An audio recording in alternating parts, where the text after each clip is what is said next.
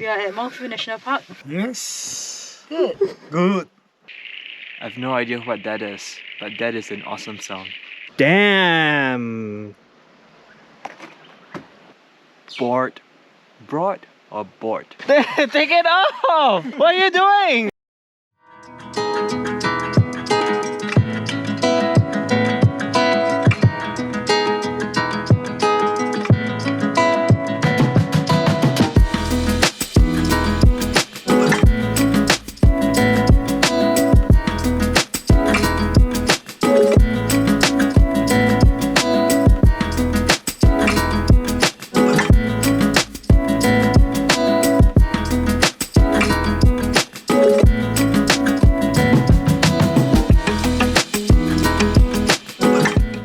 We just saw a bunch of alpacas eating their breakfast at the field behind our house.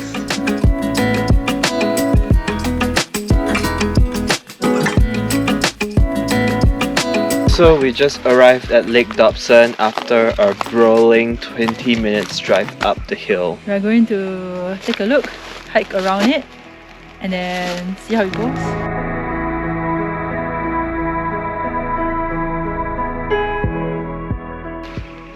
So this is Lake Dobson.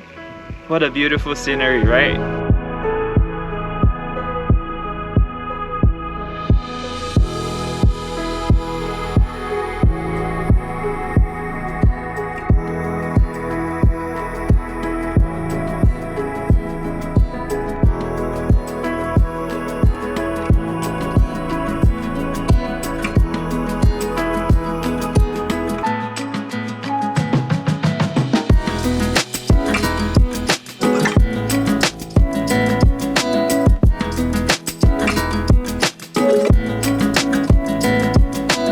We have walked on a wooden broad or board? Broad! We have walked on wooden broad walks as well as dirt paths, so I think that the trek is going to be relatively simple. As we were walking through this trail, we came across this portion of the trek that is called the Pandani Grove.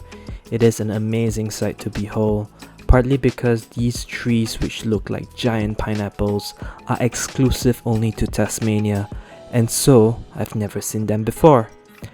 Pandanis usually grow in alpine areas and it's almost often unbranched. They can grow up to 12 meters tall and has very finely serrated leaves, so if you are not careful, they can cut your skin. The leaves are often green in color, but as they age they become grayish.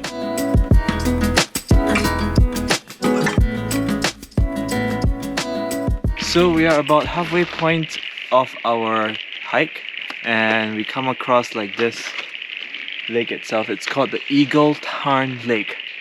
I have no idea what that is, but that is an awesome sound.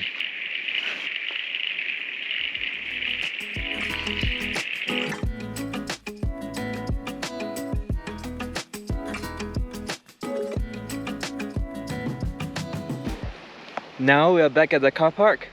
Hike 1, checked. So this next trail is not far away from Dobson Lake. In fact, it is about a 10 minutes drive, and it sits on the top of Wombat Moor at Mount View National Park.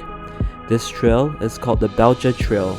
We didn't walk the full length of the trail, instead we only walked the first section of the trail, which is a relatively flat incline. When we look around, it all looks like all the same species, but in reality, this landscape is made out of many different species. In fact, these plants here literally have to adapt to extreme alpine weather conditions. The sun, the rain, the winds, and the ice makes this place rather inhospitable for most parts of the year. While many grow really small leaves, others have dense tufted mats to protect themselves against the cold winds. So this plant is a Scaly Everlastingbush, and its light green small leaf with a slightly sticky feel makes this bush stand out among its neighbors. I like this track because it's called Belcher Track, and it's the surname of the family that is featured in the show, Bob's Burgers.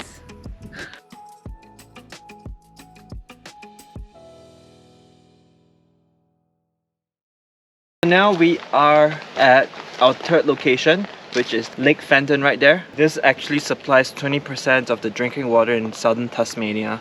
We initially wanted to walk up to Seager's Lookout to take a look at the view, but upon realizing that the lookout was about 1 hour return walk, we decided not to.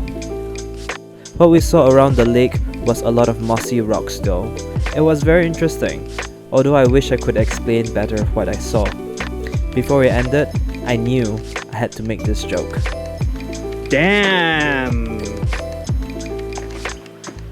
So now we're heading back to the car park, and after which we are going to our fourth destination of Mount Field. Kind of excited, see what it is.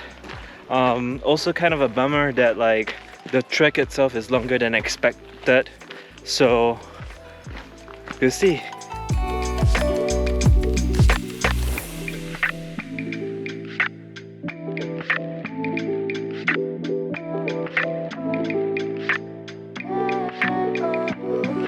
So our fourth location is the Tall Tree Walk, and this is one of the more popular walks at Mount Field National Park.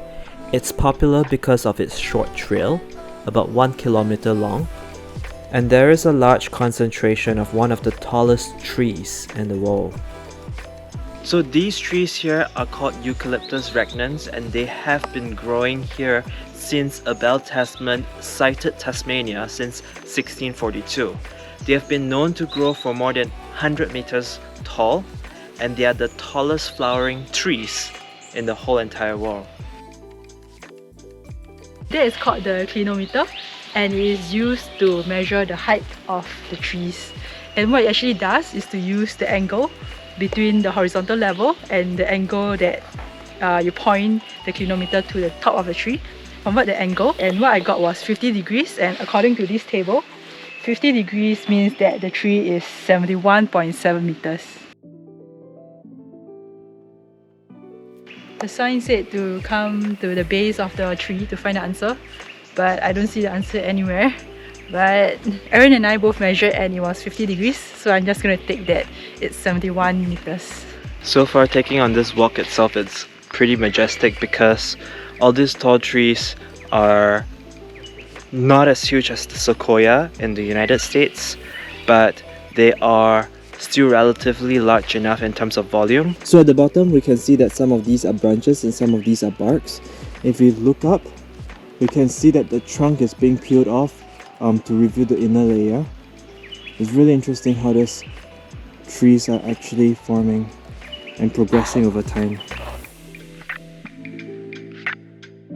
Underneath these big trees are ferns known as Dicksonia antarctica.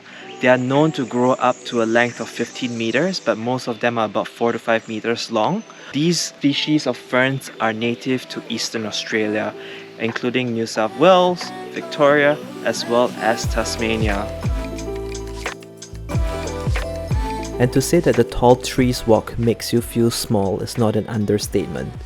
We certainly enjoyed ourselves throughout the walk, looking up towards the giant trees, and it's certainly worth the visit. We're going towards Russell Falls right now, and it's about a 25 minutes return. So it's about 12 minutes there and 12 minutes back.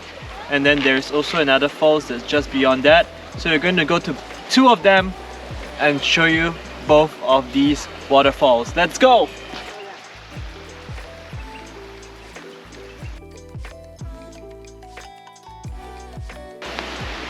We're walking towards the waterfalls right now, and apparently at night you can see glowworms. Take it off! What are you doing?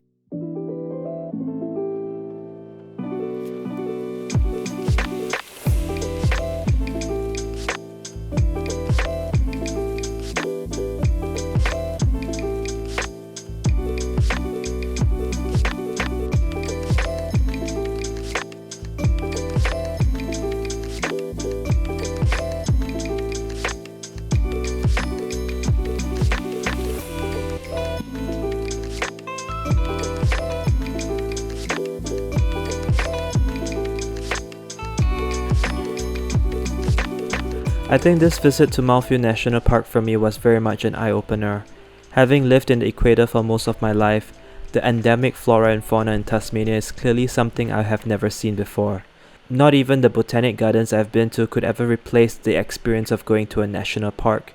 Seeing the way these plants adapt to one of the harshest conditions in the world, it has certainly made me gain more appreciation of nature and for preserving all its beauty. If Tasmania is one of your travel destinations, Malfield National Park will open your eyes to a whole new world. We would certainly love to come back, but till next time.